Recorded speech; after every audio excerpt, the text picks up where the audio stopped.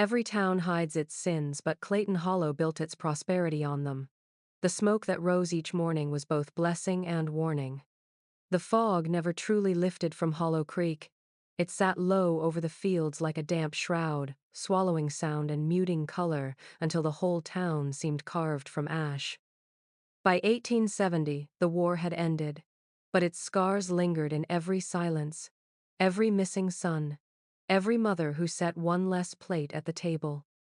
The people of southern Indiana were hungry not just for food, but for normalcy, for something that reminded them life could continue after so much death. And at the edge of that quiet desperation stood Hollis Granger's butcher shop. The sign above his door **H. Granger, Meats and Provisions **, was hand-painted, the letters faded but precise. To the farmers and widows who came to him, Hollis was a godsend. His prices were fair, his cuts generous, and his smokehouse, built from black oak and brick, always exhaled a slow, steady curl of fragrant smoke that promised sustenance in lean times. When other butchers ran out of livestock during harsh winters, Granger never did. His shelves stayed full, his barrels salted, his hooks heavy with hanging meat. Locals whispered about that smokehouse, the way its chimney glowed faintly red long after sundown, the strange hum that drifted from within, a sound almost like low singing. Children dared each other to peer through the cracks in the timber walls, but none ever stayed long. The smell inside was thick, cloying, more sweet than savory. "He's got his own curing recipe," people would say, smiling just enough to hide their unease. Granger himself was a quiet man, tall and hollow-cheeked, with the kind of gaze that made conversation falter. He had served in the Union Army, though no one could agree on which regiment. He never spoke of the war, but when veterans stopped by his shop, they greeted him with a solemn nod as if sharing something they didn't dare voice aloud. His left hand bore a long scar, the kind left by a blade that wasn't meant for slaughtering animals. Each morning, before dawn, he could be seen hauling something heavy across the yard toward the smokehouse, sometimes wrapped in burlap, sometimes nothing but a shape beneath a tarp. The dogs in town, usually fearless, refused to go near the property. They'd whine and back away, ears pinned flat, tails between their legs. By midday, the chimney would awaken again, exhaling that same steady plume that never ceased. It was said you could smell it for miles, rich, meaty, and oddly comforting. Those who passed through the hollow might pause to breathe it in, unaware that comfort could sometimes disguise itself as warning. In a town still starving from war's aftermath, no one asked too many questions. Hunger has a way of silencing suspicion. And so the smokehouse burned on, its red glow pulsing softly through the fog, feeding a town that never realized it was feeding on itself. When the flood came in the spring of 1871, Hollow Creek became a basin of mud and ruin. The Ohio swelled past its banks, devouring fields, barns, and even the churchyard at the edge of town. For 3 days, rain fell without mercy. The townsfolk huddled in their homes, watching the current drag livestock, fences, and whole trees into the churning brown water. By the time the storm subsided, the land reeked of rot and wet ash. Yet from the lowest part of the hollow, a different smell rose, one that did not belong to floodwater or decay. It was sweet, almost pleasant, but thick and strange enough to turn the stomach. It came from the chimney of Hollis Granger's smokehouse, which had somehow kept burning through the deluge. When the men of the town rode down to check on him, they found the butcher's yard untouched. The river had carved new channels all around the hollow, but Granger's shop stood dry as a bone, the ground around it oddly firm, while everything else was still drowning in muck. The smokehouse door was closed, and the chimney exhaled its usual curl of reddish smoke, steady as a heartbeat. Granger emerged from the mist to greet them, calm and dry, his apron spotless despite the disaster.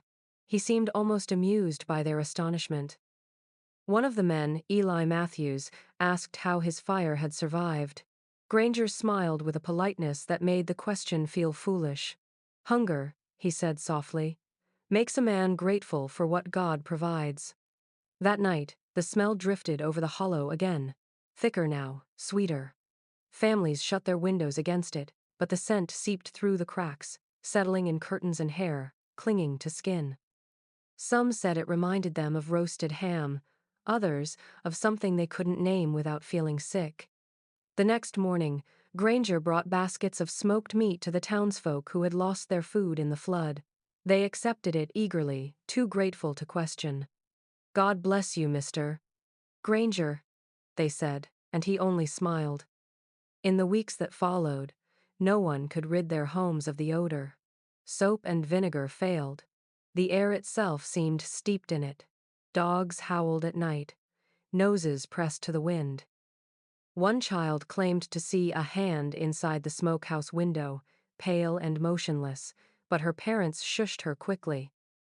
People whispered that perhaps a few flood victims had washed up near Granger's land, that perhaps he'd burned them as a mercy. But mercy, they said, shouldn't smell so sweet. By midsummer, the flood was forgotten, the town rebuilt, and the smokehouse kept on breathing its gentle haze over Hollow Creek. Yet no one could shake the sense that something had changed in the air, that every meal carried a taste of the storm and of whatever the butcher had chosen to save when the waters came. Before the butcher, there was the soldier. Hollis Granger had worn blue once, though no one in Hollow Creek ever saw him do it. The war ended years before he returned home, silent and lean, carrying scars he would not name. But those who had served beside him remembered him well, the quartermaster who never lost a wagon, who always found a way to feed his men even when the fields were bare and the riverboats burned. At Vicksburg, where hunger gnawed through every bone and conscience, men said Granger became something more than resourceful. He became necessary. In the spring of 1863, when the siege had dragged on for weeks, rations dwindled to scraps of cornmeal and mule flesh. Men tore bark from trees and boiled it for broth. They trapped rats and called it meat. Yet Granger's unit fared better than most. His supplies lasted longer, his fires burned cleaner, and his men, though gaunt, still stood upright while others collapsed from starvation. Some thought him blessed. Others thought him cursed. One soldier, a young private named Enoch Parson, wrote in a letter that the meat they received from Granger's stores was unfamiliar but rich. He described a faint sweetness that clung to the tongue, an aftertaste that refused to fade even after prayer. Parsons' letter was never sent. It was found decades later, still folded inside his uniform, buried with him. Another letter, this one from a captain, noted that Granger procures meat from nowhere, and that his requisition logs did not match the number of bodies lost in the field. The discrepancy was small at first one, then two, but by the end of the siege, entire squads had vanished. Granger never denied or confirmed anything. When questioned by his commanding officer, he only said, "I do not waste what the Lord places before me." It was a strange answer, but in war, strangeness was often forgiven if it kept men alive. When the siege finally broke and the Union took the city, the soldiers of his unit were among the few who could still march unaided. Granger was commended for his efficiency. His records were marked exemplary. But the stories followed him home like ghosts. Men who had once eaten from his stores woke in the night with sickness, haunted by dreams of smoke and bone. Some swore that Granger never aged, that his face was as thin and unchanging as it had been in the trenches. Others refused to speak his name at all. In the quiet years after the war, when most veterans sought peace, Hollis Granger sought fire. He built his smokehouse at the edge of Hollow Creek and filled it with the same slow-burning hunger that had kept him alive at Vicksburg, a hunger that did not end when the shooting stopped. It was in the autumn of 1872 when the widow came forward. Her name was Eleanor Darnell, a quiet woman with the look of someone who had spent her whole life trying not to be noticed. Her husband, Thomas, had been a deliveryman before the flood. one of the few who would venture up the winding road to Hollow Creek to collect parcels from Hollis Granger's smokehouse. After the storm, he did not return. The townsfolk said the river must have taken him, same as it had the others. Eleanor believed that too, until she found the notebook. It was discovered inside Thomas's old satchel, hidden beneath a false lining, wrapped in oilcloth that still smelled faintly of smoke. The pages were warped and spotted with grease. The ink bled but legible enough. Inside were lists written in her husband's careful hand. Each entry followed the same pattern: dates, weights, destinations. But what unsettled Eleanor were the names. They weren't names of livestock. They were men and women, some familiar to her, others she had never heard. J. Kettering, 118 pounds. Monsieur Dorsey, 142. Child unknown, 67. Line after line, recorded like a butcher's ledger, but too human to dismiss. The last page was nearly blank except for a single line scrawled in darker ink. The letters jagged as if written in haste or fear. Asterisk debt paid in pounds. Eleanor took the ledger to the sheriff, a man too pragmatic to believe in ghosts or gossip. He promised to look into it, but by morning the notebook was gone, and the sheriff refused to discuss it again. He told her she must have imagined it, that grief could twist a person's mind. Yet word spread faster than silence ever could. People whispered that Eleanor had seen too much, that her husband hadn't drowned at all. She stopped leaving her house soon after, closing the shutters even in daylight. Children said they saw her burning papers in the yard, old letters, photographs, anything that smelled of her husband's work. When asked why, she told a neighbor, he carried more than meat for that man. The name lists never reappeared, but strange coincidences did.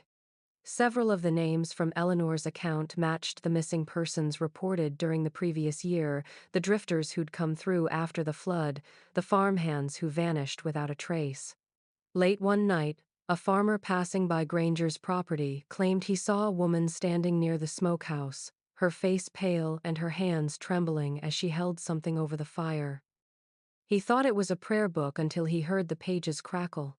When he called out, she turned toward him, her expression calm, almost relieved.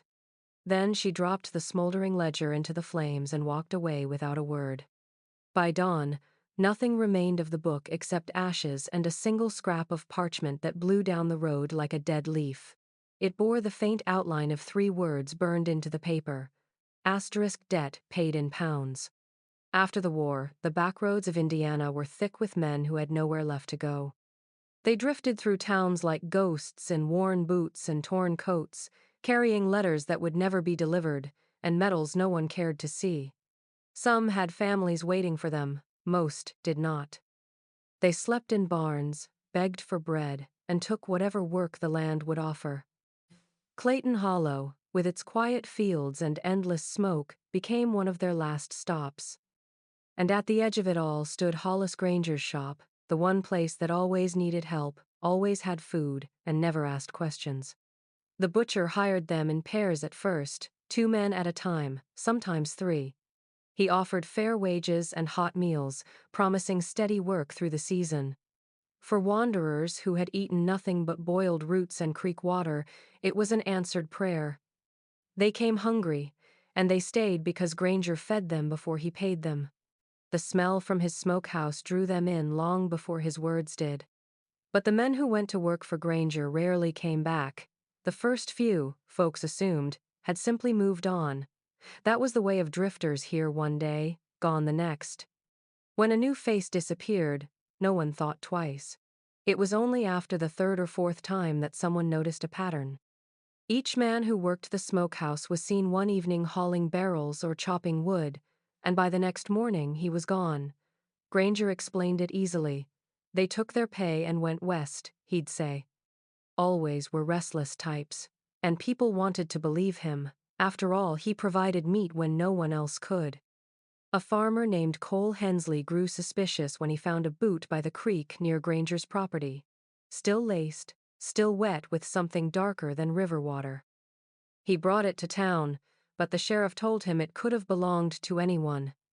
That night, Hensley's barn caught fire.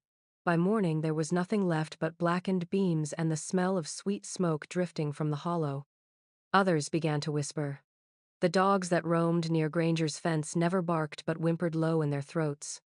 Hunters passing through said they heard chopping in the woods after midnight, slow, deliberate, and steady, the rhythm of a man who wasn't in a hurry. When they followed the sound, it stopped. By 1873, Clayton Hollow was quieter.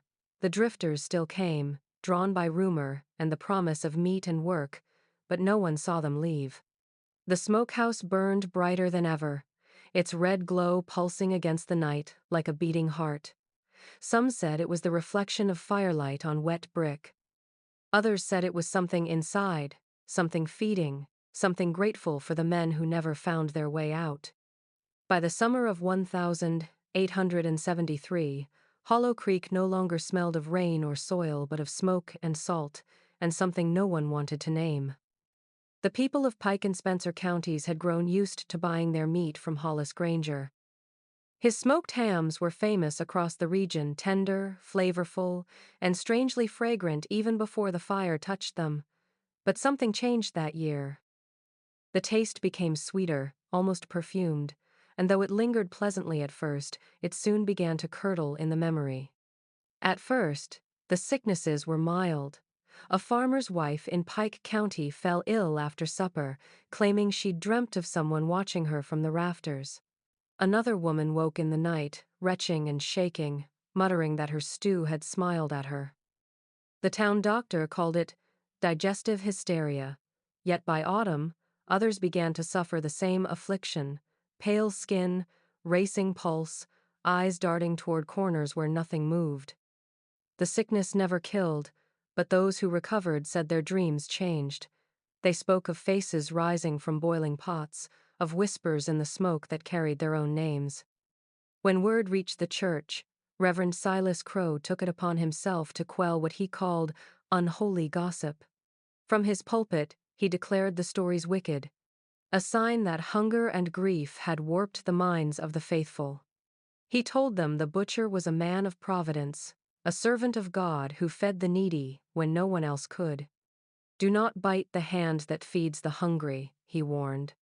That Sunday, Hollis Granger sat in the back pew, head bowed, lips unmoving. The following week, the Reverend vanished. His horse was found wandering near Hollow Creek, reins torn and eyes wild. The saddle was slick with something the rain did not wash away. Search parties combed the woods but found only a length of black twine snagged on a fence post, the same kind used to tie Granger's meat bundles. When questioned, the butcher said the Reverend had come to collect a tithe of smoked meat for the poor, and he'd given him a fine cut fit for the Lord's table.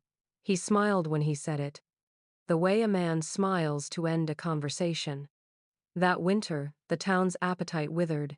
People began to bury their leftovers instead of eating them, frightened by what they saw in the steam that rose from their pots. Some swore they heard the sizzle of meat whispering as it cooked, faint words no one could quite make out. Granger's shop stayed open, his chimney exhaling its steady curl of red-tinged smoke over the snow-covered hollow. He never closed, not even after the church locked its doors. By the spring thaw, no one spoke of the scandal. The Reverend's name was struck from the church records, replaced with a blank line. But those who passed Hollow Creek at dusk said the smell of sweetness still hung in the air, thick and heavy, and if you breathed deep enough, it tasted almost like prayer. The letter surfaced nearly half a century after it was written, hidden inside a leather-bound ledger purchased from an estate auction in Evansville. The buyer, a local historian named Albert Crane, had been searching for forgotten correspondence from the Civil War when he came across the brittle envelope tucked between pages of supply records. It bore no return address, only a date July 1863, and a faint watermark of the Union seal. The handwriting was neat but strained, as if written in haste or guilt. The ink had bled into the paper, rust-colored where it met darker stains that experts would later identify as blood. Crane read the letter once, then again, unable to shake the unease that crawled beneath its words. It was addressed to no one, and it carried no signature, only a single paragraph that seemed more confession than report. "He feeds men what no man should eat," it began. "I write this as confession, not accusation. The siege has broken more than the enemy, it has broken us. The quartermaster makes his rounds at night, and still the men wake fed. He says the dead must serve the living. I have stopped asking from where the meat comes. The Lord forgive us both." The historian brought the letter to a colleague at the university, who dismissed it as melodrama, another relic of wartime hysteria. But Crane could not ignore the detail in the date. It aligned exactly with the final weeks of the siege of Vicksburg, when starvation was at its height and Hollis Granger's regiment had endured longer than any other. Further digging uncovered supply records missing entire entries, ration logs altered in Granger's hand, and requisition requests denied because, somehow, his unit required less than expected. Crane's nights became restless after that discovery. He claimed the letter had a smell to it, faint but persistent iron and smoke. He sealed it in glass, but even then, his office took on the scent. Visitors said the air felt thick, like a closed room that had held too many bodies. When he finally brought the document to the county archive for preservation, the curator refused to store it with the others. She said she didn't like the feeling it gave her, as though someone had written it knowing I would read it. By the time Crane published his findings, the letter had already gone missing. The archive claimed it was never delivered. Only a faint brown shadow remained on the ledger page where it had rested. Those who read the transcription agreed it sounded like the words of a man losing his faith, but others whispered that it wasn't a warning at all. It was a record of complicity. And somewhere in the heart of Hollow Creek, the butcher who once wore Union blue kept his fires burning, as though the war had never truly ended. Sheriff Amos Keller was not a man given to superstition. He had kept order through the war years, through drought, fire, and hunger, and he'd buried enough men to know the difference between gossip and danger. But by the autumn of 1874, the whispers about Hollow Creek had grown too persistent to ignore. Men disappearing, meat that turned sweet in the mouth, and the churchyard's missing minister, all of it led back to Hollis Granger's shop at the edge of the woods. Keller set out one gray morning to settle the matter himself, carrying a warrant, a lantern, and a revolver that hadn't been fired since Shiloh. The road to Hollow Creek was narrow and half swallowed by fog. His horse, a chestnut mare named Pearl, balked as they neared the butcher's property, her ears twitching at sounds Keller couldn't hear. When they reached the gate, he saw the smokehouse chimney breathing its slow, steady ribbon of red smoke. The air was thick with that same sweetness the townsfolk had described as scent, almost pleasant, until it caught in the back of the throat. Granger was waiting in the yard, sleeves rolled to the elbow, hands stained dark at the wrists. He greeted the sheriff with a nod but no warmth. Keller read the warrant aloud, his voice steady, though the words seemed to sink into the fog rather than carry. Granger only smiled faintly. "You think I done something wicked," he said, his tone calm, almost kind. "But you've eaten from my hands before, haven't you?" Keller said nothing. He told the butcher to step aside so he could inspect the smokehouse. Granger hesitated, then shrugged, wiping his hands on his apron as he walked toward the well. The sheriff unlatched the heavy oak door and swung it open. What met him first was the heat, thick and alive. Then the smell, cloying, dense, too human to mistake. Racks lined the walls, blackened with residue. The embers glowed faintly beneath heaps of ash, and from within them something white gleamed like pearl. He bent closer. It was small, smooth, and unmistakably shaped by nature, not fire, a human tooth. By nightfall, Keller had not returned. When a search party rode out the next morning, they found his horse tied to the fence, reins stiff with dried salt, as though something in the air had drawn the moisture from them. Inside the smokehouse, the ashes were cold. No tooth remained, no tools, no trace of the sheriff. Only the smell lingered, sweet, metallic, and heavy enough to cling to the men's clothes long after they left. The townsfolk said Granger helped with the search. though no one could recall seeing him sweat or breathe hard, despite the heat. When they questioned him, he spoke softly, saying Keller had left before dusk, promising to return once the fog lifted. No one believed him, but no one dared accuse him either. By the end of the week, the sheriff's name was added to the growing list of the missing. And the fires of Hollow Creek burned on, undisturbed, the smoke curling up into the sky like a prayer the living were too afraid to say aloud. When the siege of Vicksburg ended, most men staggered home, hollowed out by hunger. The living envied the dead, for at least the dead no longer craved. But Hollis Granger came home fed. He was gaunt, yes, but steady in his step, eyes bright with a calm that unsettled even his fellow veterans. Years later, the few who survived his regiment still spoke of him in whispers, recalling the way his rations outlasted everyone else's, how the smoke from his campfire always smelled faintly wrong, sweet and rich, when everyone else's fires reeked of burnt mule. One private, aged and trembling, gave his account to a local journalist decades after the war. "We was starving," he said. "Men were gnawing on boot leather, boiling belts to soften them. But not Granger, his pots were always full. He said the Lord provides if you're not too proud to take what's given." When asked what that meant, the old man only shook his head and muttered, "We stopped asking where the meat came from." Official records tell us that Granger served honorably as quartermaster, overseeing supplies for more than 100 men. But the ledgers from his division don't match the number of rations distributed, and the list of casualties runs longer than the number of graves recorded. Some historians call it chaos, paperwork lost to war. Others, quietly, call it arithmetic, a balance that fed the living with the flesh of those who fell. When Granger was questioned about the rumors, he gave the same reply he would repeat for the rest of his life. The dead still serve the living. The officers took it for metaphor, the kind of grim humor soldiers adopt to keep from collapsing. But the phrase lingered. Men who'd heard him say it claimed the words weren't spoken as comfort, but conviction. After the war, he brought that belief home to Indiana. In Hollow Creek, where crops failed and livestock died from blight, he built his smokehouse.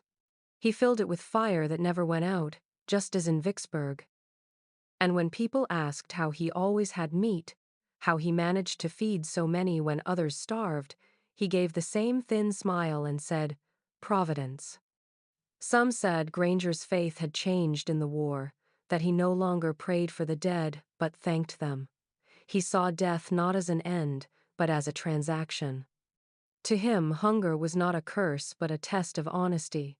Would a man face what it truly takes to survive? In the hollow, he found his answer. The war had taught him the simplest arithmetic of all: nothing is ever wasted if you refuse to look too closely at the cost. And in that philosophy, born from famine and silence, the butcher of Hollow Creek became the provider once more, feeding a nation that could not bear to remember how he'd learned to keep men alive. Clayton Hollow had learned, over time, to forget. Forgetting was easier than knowing, and knowing was dangerous when a man like Hollis Granger stood among them. His shop had become the heart of the town, the quiet rhythm of smoke and salt marking the passing of each season. The people prospered as they hadn't since before the war. Bellies were full, trade was steady, and no one went hungry, even when the fields froze or the rivers swelled. It was said that no house in the hollow ever went without meat for the table, and that was thanks to the butcher who never ran out. At first, there were questions. Where did he get his livestock when blight had struck the herds across the county? How did he keep his fires burning when wood was scarce? But each answer led to discomfort, and discomfort led to silence. So they stopped asking. The butcher was a blessing, they told themselves. God works through strange hands. The church, rebuilt after the flood, stood directly across from the smokehouse. On Sundays, the townsfolk filled its pews, their hymnals heavy in hands that smelled faintly of grease and oak ash. Reverend Harlan, a soft-spoken man who had taken over after Reverend Crow's disappearance, began each service with a prayer for provision, for the bounty that sustains both body and soul. and when he passed Granger's shop on his way home, he would tip his hat and murmur, "Sustenance for the saved." Some said he had blessed the smokehouse itself, sprinkling it with holy water one summer dusk, as the red smoke curled upward, glowing like incense in the dying light. No one thought it strange that the dogs still refused to go near the place, or that children sometimes claimed to see faces in the smoke, shapes that shifted and vanished when adults turned to look. The butcher was a good man, they insisted. Generous. Quiet. His meats fed the poor, his donations kept the church lamps burning. And if he worked by night, hauling heavy things wrapped in canvas toward his cellar, that was his business. By the mid-1870s, Clayton Hollow thrived. A schoolhouse had been built. The saloon was full again. The hunger of the war was a fading ghost. Yet beneath the prosperity, there was a tremor, a sense that everything rested on an understanding too fragile to name. The townsfolk looked away from the strange hours, the missing drifters, the smell that sometimes thickened after midnight. They told themselves the butcher's work was sacred, that he'd been chosen to bear the burden of hunger so they wouldn't have to. And so they kept eating, kept praying, kept pretending that the smoke rising from Hollow Creek was only firewood and faith. In a town fed by denial, the butcher's blade stayed sharp, and the silence of the saved was the only hymn the wind ever carried through the trees. He was found half mad and near death in the Evansville poorhouse, a weathered drifter with eyes the color of dirty glass and hands that never stopped trembling. His name, if it was real at all, was Silas Boone, a name that meant nothing to the attendants who fed him thin broth and listened to his ramblings. For months he said little beyond the occasional mutter about the red smoke and the man who never slept.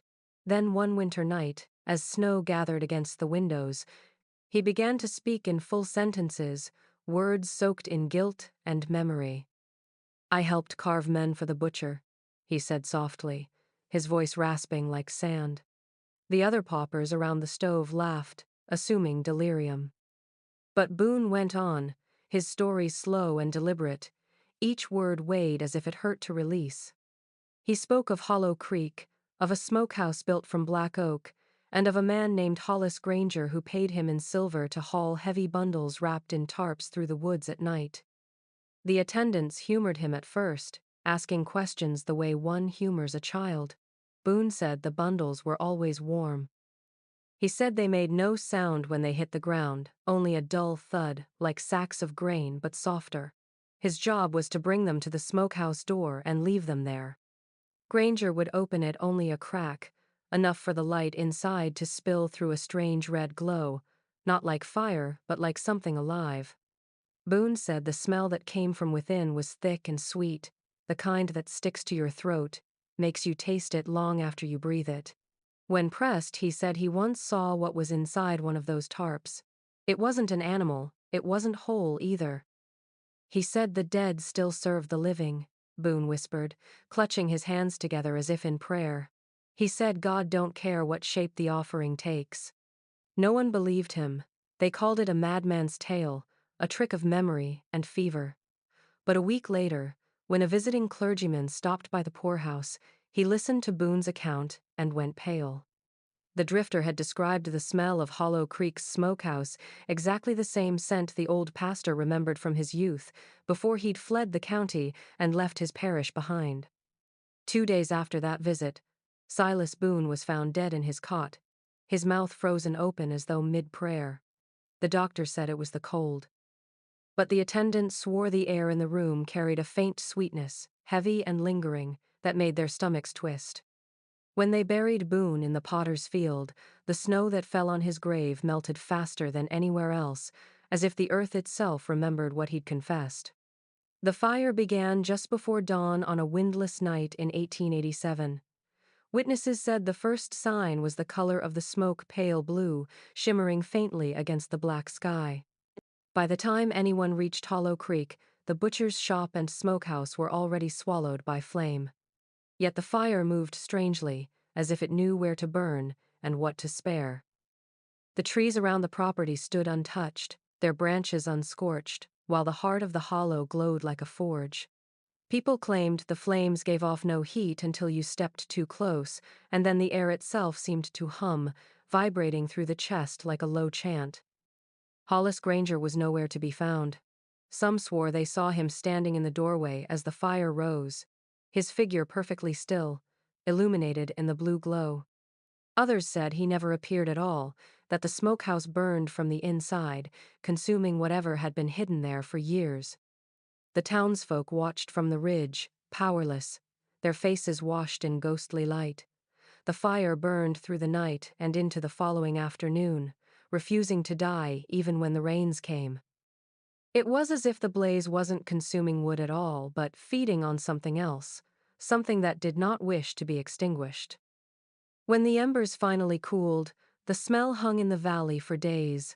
The ground was blackened but strangely smooth, as though the soil itself had melted. Only fragments of brick remained, fused together in grotesque shapes. Investigators from the county arrived, expecting to find the cause, perhaps oil, perhaps lightning, but what they found instead silenced them.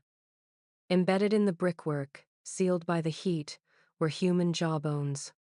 Dozens of them, some whole, others fractured, their teeth gritted as if frozen in pain. One investigator described it in his notes as a wall built from mouths that could not scream. The report was never filed. Rumors spread quickly.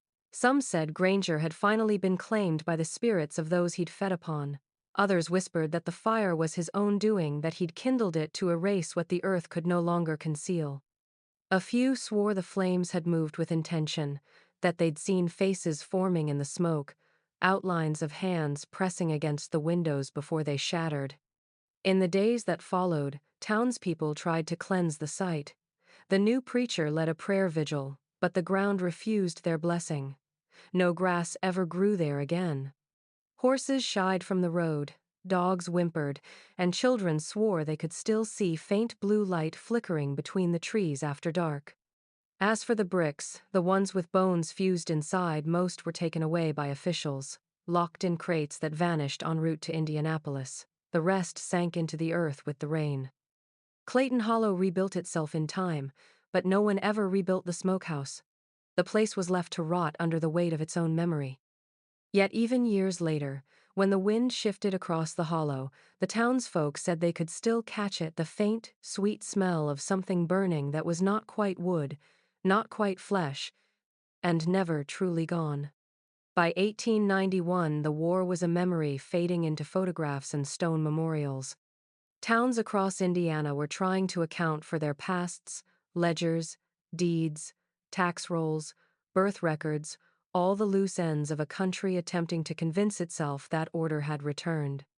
In Pike County, a team of clerks gathered to sort decades of unfiled documents, many of them stained, burned, or barely legible.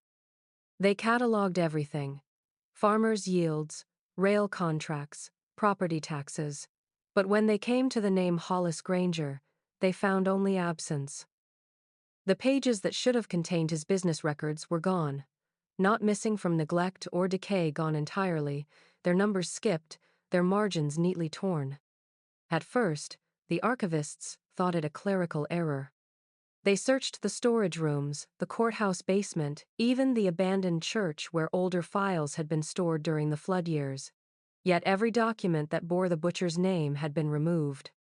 His tax filings, his property deed, the town's inspection reports, all absent, as if the man had never existed. Only a few stray references remained. His shop listed in a trade directory with no address, a shipment record that began mid-sentence, a note about H. Granger, supplier, that ended with a line drawn sharply through the name. It was a young clerk, Elias Monroe, who began asking questions. He was barely 20, new to the job, too curious for his own good. He wrote to the state office in Indianapolis, requesting copies of the original filings. The reply came back a week later. Asterisk records expunged by order of federal oversight. Asterisk. No explanation. No signature. Monroe showed the letter to his supervisor, who read it once, then folded it carefully and locked it away.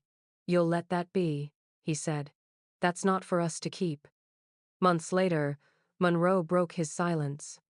He told a friend in confidence that men had come to the courthouse at night, 3 of them, wearing Union coats long out of fashion, their insignias blackened. They carried no lanterns, only shovels and a single iron chest. He said they went straight to the storage vault, gathered a stack of bound ledgers, and left without a word. When he followed their tracks the next morning, they led to a patch of earth behind the old churchyard, freshly turned. Monroe tried to tell the sheriff, but the sheriff refused to write a report. By the end of that year, the young clerk had vanished, his desk emptied, his name struck from the payroll. The others kept quiet after that. Over time, the story of the missing archive became little more than a ghost tale among bureaucrats, one of those curiosities historians mention with a nervous laugh. But the silence in the records endures. In the official history of Pike County, the butcher of Hollow Creek does not exist. His property is unclaimed, his business unrecorded. Yet in the margins of a surviving ledger, in handwriting later identified as Monroe's, a single note remains. Asterisk. They came in blue, and left with ash on their boots. Asterisk. In the spring of 1902, a traveling carnival rolled into Evansville under the name Times, the Great American Curiosities Exhibition. Asterisk. It promised the extraordinary and the grotesque taxidermied oddities, relics of war, and the artifacts of forgotten crimes. Among its newest attractions was a display advertised in bold red lettering. Asterisk, the butcher's tools of Hollow Creek. Asterisk, the sign alone was enough to draw a crowd. By then, the legend of Hollis Granger had settled into folklore, the sort of tale told in bars when the lamps burned low. Few believed it fully, but everyone wanted to see a piece of it. The display sat near the back of the tented exhibit, beneath flickering lanterns that made the glass cases seem to breathe. Inside, laid upon black velvet, were knives and cleavers pitted with rust. A wooden cutting board, stained dark from use, stood upright behind them like a shrine. But it was the meat hook that transfixed the audience. Heavy, almost ornamental, it bore an engraving, *H. G***. The metal had been polished to a dull shine, yet streaks of something darker seemed to pulse faintly beneath the surface, like veins. The curator, a wiry man named Phineas Cobb, boasted that the tools had been recovered from the ruins of the butcher's smokehouse after the Great Fire of 1887. These, he told the crowd, were the instruments of a man who served more than meat. Cobb's voice carried easily, but those close enough to the glass said they heard a faint hum when he spoke, like air vibrating through the display. He laughed it off, blaming the wind against the canvas. But that night, long after the crowds had gone, workers reported seeing light flickering beneath the tarp of the exhibit. The next morning, the glass case was found fogged from within, as though something had breathed against it. 2 days later, the exhibit was gone. The carnival managers closed it without explanation, boarding up the section of tent where the display had stood. Cobb was missing. His wagon, when found, was still hitched, the horses restless and slick with sweat. The inside of the wagon was disordered, papers scattered, a lantern overturned. Near the door lay his coat, and on it, a smear of something that looked like rust, but smelled unmistakably of iron. They found him the following day in a drainage ditch outside the fairgrounds, his body waterlogged and twisted. His hands were gone, severed cleanly at the wrists. Authorities called it an accident, a grotesque prank, or a robbery gone wrong, but no one in the carnival believed it. The remaining exhibits were packed and shipped within a week. No one claimed ownership of the tools. Some said the crates were confiscated by state officials. Others claimed they were quietly buried near the river.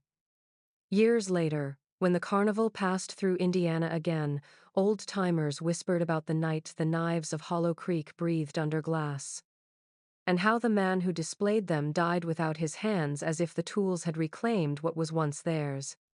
In the summer of 1934, a new highway was planned to cut straight through the old Hollow Creek property. the land long overgrown with weeds and chokecherry. The ground there was said to be cursed by the older folk, but the younger men from the work's progress crews laughed off such talk. It was just another job clearing brush, digging foundation trenches, pouring gravel over forgotten soil. On the third week of excavation, one of the men's shovels struck something hard. It wasn't stone. When they brushed the dirt away, what emerged was pale and unmistakable. A piece of bone, small as a child's wrist, clean and smooth despite the decades underground. At first, they thought it an animal, but as the day wore on, more fragments surfaced: ribs, a femur, a jaw still holding two teeth that glinted faintly in the sunday. Then came the skulls. The men stopped working and called the foreman, who called the county sheriff.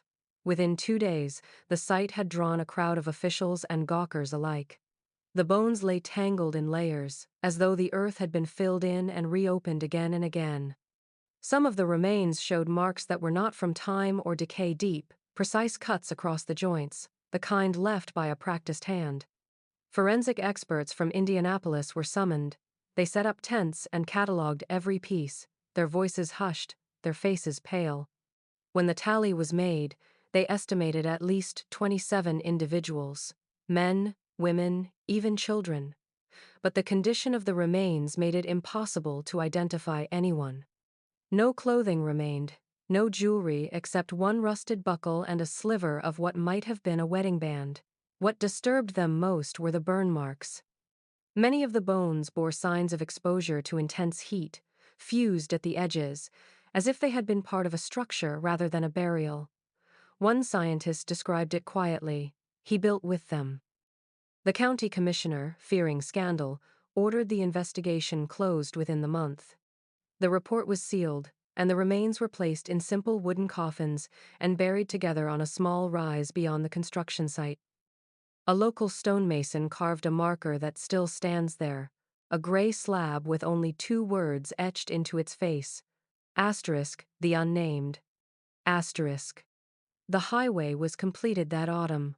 Drivers crossing the new stretch of road said the pavement steamed at night, even when the air was cool. Some claimed to see faint impressions in the soil along the embankment, shapes like hands pressing up from beneath. Workers who stayed late swore the ground hummed softly, a low vibration that made their teeth ache. The supervisors laughed it off, but none of them stayed past dusk again. Over the years, the story of the bones faded into local legend, the way all horrors do when time demands silence.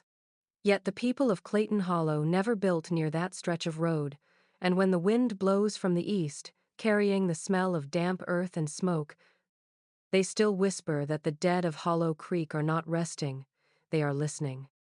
The farmhouse had been empty for nearly 30 years when the collector found it, its roof sagging inward, its walls softened by rain and rot. It stood off the old road that once led toward Hollow Creek, a forgotten property overtaken by wild sumac and thistle. The man, a local historian named Franklin Boyd, was not searching for ghosts or relics, only antiques to resell at auction. He pried the warped door open one gray afternoon and stepped into the stale air of dust and mildew. The smell of smoke still lingered faintly in the timbers, though the last fire there had died long before he was born. In the kitchen, amid the collapsed shelves and shattered jars, he found a small iron box half buried under debris. Its lock had long since rusted away. When he forced it open, he discovered a bundle of brittle papers tied with twine. The outermost sheet was burned at the edges, the title written in a careful looping script: asterisk, preserve for winter, asterisk. He assumed it was a homemaker's guide. The sort of recipe book women kept before the turn of the century. The first few pages seemed to confirm it: lists of salts, sugars, measurements for brining, diagrams of smokehouse construction. But the further he turned, the more the writing shifted. The recipes grew detailed to the point of obsession, describing temperatures that could not be measured, curing times that stretched into months. Then came the illustrations, sketches of muscle and tendon, drawn with the precision of an anatomist. Limbs labeled with neat notes in the margins. Asterisk shoulder cut best for roasting. Asterisk asterisk flank preserve with applewood smoke.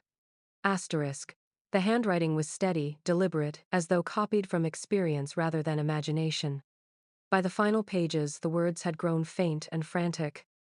Beneath the last set of diagrams, a single sentence appeared, etched in darker ink that had bled through the page. Asterisk. The body endures what the soul cannot. Asterisk.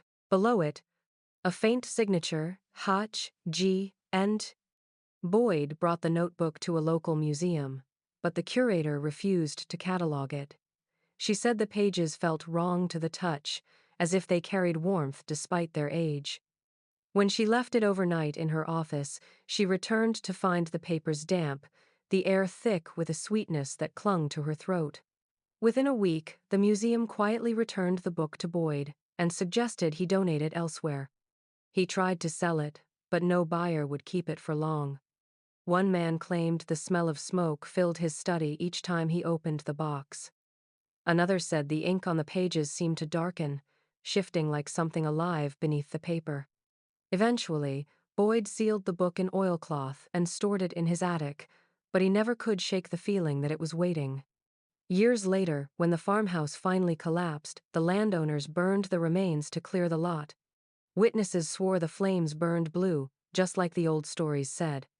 No one knew whether Boyd's box had ever been returned there, or whether the ground itself had simply taken back what was once its own. The year was 1978, a time when regional television stations were hungry for local history, cheap programming with a touch of mystery. Channel 12 out of Evansville sent a 3-person crew to southern Indiana for what was meant to be a half-hour segment called Time's Echoes of Hollow Creek. Asterisk. It was a simple assignment: interview a few townspeople, get shots of the overgrown ruins, and record a narration about the so-called Butcher of Hollow Creek, a faute most producers considered harmless. The crew director, Martin Keene, cameraman Joseph Laird, and sound engineer Rebecca Horn arrived in late October, when the fog hung low and the trees were bare enough to show the bones of the land. They set up their equipment near the site of the old smokehouse, now nothing but a shallow depression in the soil where weeds refused to grow. Locals who had agreed to speak backed out at the last moment, offering weak excuses about illness or weather. The trio laughed it off, calling the superstition good television. They began filming at dusk, capturing the last light bleeding through the trees, the camera's hum steady and confident. But something was wrong with the sound. Horn noticed it first, an irregular tapping beneath the ambient noise. It wasn't interference or mechanical hiss, it was rhythmic, deliberate, like the muffled repetition of steel striking wood.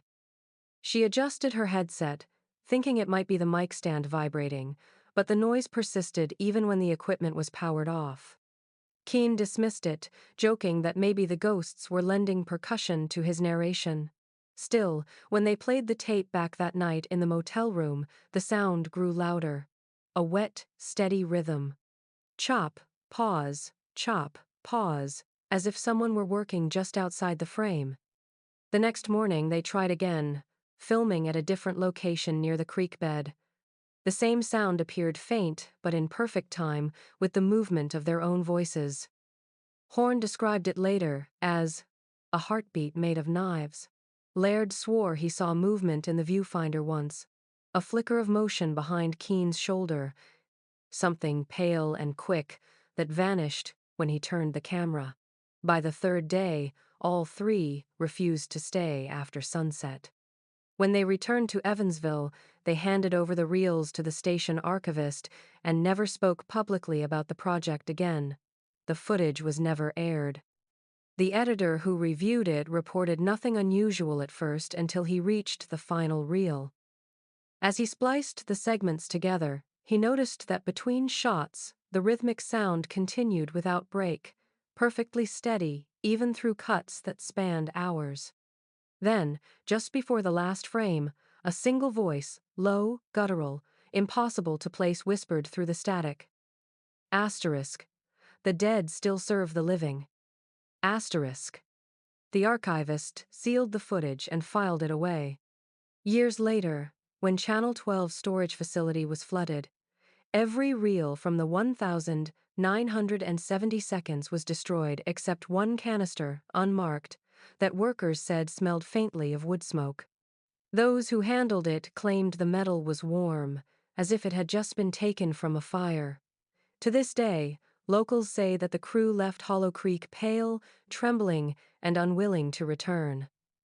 Whatever they recorded that week, they carried home in their eyes the look of people who had heard something that did not stop when the tape did. In the spring of 2012, Hollow Creek awoke again. A research team from Indiana State University, led by Dr. Miriam Lowe, arrived under the banner of historical anthropology, hoping to bring science to a legend that had lingered like smoke for more than a century. Their goal was simple: to locate and document the mass burial site discovered during the 1,930 Seconds Highway Project, now largely forgotten beneath overgrowth and shifting soil. Officially, it was a study of Civil War-era displacement, an examination of how small towns handled the dead in a time of famine and fear. But the locals knew better. They said Hollow Creek didn't need to be studied, it needed to be left alone. The team consisted of 7 members, students, technicians, and Dr. Lowe herself, a measured woman with a reputation for skepticism. They began excavation in May, setting up camp where the old road curved near the rise known as the Unnamed. The first few days were unremarkable. Soil samples, stratigraphy measurements, standard academic procedure. Then, on the 4th day, a student's trowel struck bone. Within a week, they had uncovered what appeared to be the remnants of a shallow trench. The bones were unlike anything the team expected: disarticulated, burned in places, but arranged with intention. One skull had been positioned upright, its jaw fused to another by some melted substance that might once have been brick. They catalogued every fragment carefully, each specimen tagged and sealed for lab analysis. But when the results came back from Indianapolis, something shifted. The remains were not from a single period. Carbon dating revealed ages spanning decades, some from the 1,860 seconds, others from as late as the 1,880 seconds. More disturbing still was the genetic data. DNA extraction, though degraded, yielded clear results. At least 27 individuals, both male and female, ranging in age from 9 to 60. Several bore markers consistent with military ancestry from the Union Army. Others were civilian. A few showed familial relationships so tightly interwoven it was impossible to determine where one lineage ended and another began. Dr. Lowe filed her report to the university and awaited publication approval. Instead, she received an unmarked envelope instructing her to cease excavation immediately. The following week, federal officials arrived, men in plain clothes who carried no visible identification. They took the bone samples, the soil records, even the computer hard drives. The official explanation cited potential biohazard contamination, though no documentation followed. Within days, the excavation pit was filled, leveled, and fenced off. The case file was stamped Times Unpublishable Times in red. Dr. Lowe was reassigned to another project. She never spoke publicly about Hollow Creek again, but colleagues recalled her final lecture before retirement. She paused midway through a slide presentation, her voice quiet, almost reverent. "Some histories," she said, "refuse to be studied. They look back at you." Months later, a janitor cleaning out her office found a single envelope left behind, containing a photocopy of a DNA analysis sheet. Across the bottom, in Dr. Lowe's handwriting, were 3 words circled in red ink: asterisk, all related, all consumed, asterisk. The document was never entered into university archives. It vanished shortly thereafter, much like the bones themselves, leaving behind only the same silence that has always followed the name Hollow Creek. On winter nights, when the wind drifts down from the river and the air sharpens with frost, the people of southern Indiana still speak of Hollow Creek. They lower their voices when they do, glancing toward the tree line as if the woods might be listening. The land where Hollis Granger's smokehouse once stood is little more than a patch of stubborn earth, now a depression, overrun with vines and stones, too blackened to match the rest of the soil. Nothing grows there, not even weeds. Yet when the fog rolls in thick and the moon hides behind clouds, a faint shimmer can be seen along the ground, as though the dirt itself still remembers fire. Those who have lived in the area all their lives know the signs. The temperature drops without warning. The air turns sweet, too sweet, like sugar left to burn. Dogs refuse to go near the hollow, their ears pinned back, their teeth bared at nothing. The locals say that's when the smoke begins to rise again, curling in thin blue threads that smell of oak and something harder to name. Some claim it's only the cold drawing mist from the earth, but the old men at the tavern swear it moves against the wind, climbing upward like breath from a living thing. From time to time, someone will follow it. Teenagers with flashlights, thrill-seekers chasing old legends. They say the air grows thick as syrup the closer you get, until every breath tastes faintly of salt and ash. The trees fall silent there, no crickets, no owls, no wind through the leaves. And then, from somewhere deep within the dark, it starts. A steady, deliberate sound. Wood meeting steel. A rhythm so precise it might almost be mechanical. Chop. Pause. Chop. Each strike echoes through the valley, fading into the night until you can no longer tell whether it's real or something your mind invents to fill the silence. No one who has heard it stays long. Some swear they saw a figure in the fog, a man in an old blood-stained apron, his hands working in perfect rhythm. Others describe only a shadow moving behind the glow, too fluid to be human, too grounded to be ghost. And always, before they turn to run, they catch the scent again, that same sweet rot that settles deep in the lungs and lingers long after they've reached home. Authorities dismiss the stories, of course. They say it's methane from the soil, old minerals burning in the frost.